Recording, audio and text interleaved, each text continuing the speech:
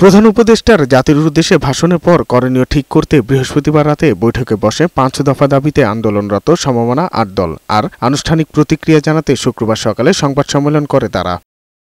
এ সময় জামায়াতের নায়েবে আমির আব্দুল্লাহ মোহাম্মদ তাহির অভিযোগ করেন, একটি দলের স্বার্থে সংস্কারে ব্যাপক পরিবর্তন এনেছে সরকার।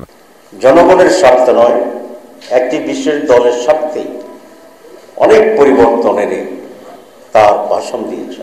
এটা একটা ফাঁদ আমরা মনে করি, এবং আনফর্চুনেটলি এই সরকার বুঝে হোক না বুঝে হোক, ইচ্ছাকৃতভাবে হোক অথবা ষড়যন্ত্রের শিকারই হোক, তারা একটি দলের সে ফাঁদে পা দিয়েছে।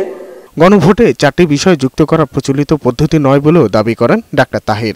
একটি বিশেষ দলকে অ্যাকোমোডেট করার জন্যই এই ফ্যাকশনাল বা ৪টা ভাগে ভাগ করে হানা ভোটের জন্য দেওয়া হয়েছে, যেটা একদিকে জটিল, অন্যদিকে একটি দলকে অন্যায়ভাবে অ্যাকোমোডেট করার একটা সুযোগ এখানে করে দিয়েছে।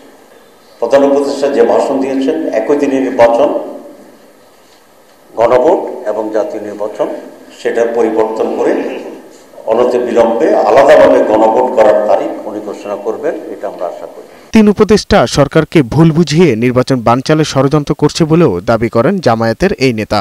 সরকারের আচরণ আমাদেরকে এই কথা বিশ্বাস করতে বাধ্য করছে যে এই সরকারের অধীনেও কোনো সুষ্ঠু অবাধ নির্বাচন অনুষ্ঠান করা সম্ভব নয়।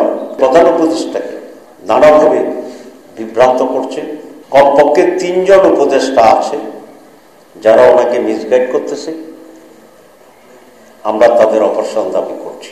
ডাক্তার তাহির বলেন, কোন দলের স্বার্থে সংস্কারের ভারসাম্য আনা সরকারের কাজ নয়। সাজ্জাদুর রহমান, বৈশাখী সংবাদ, ঢাকা।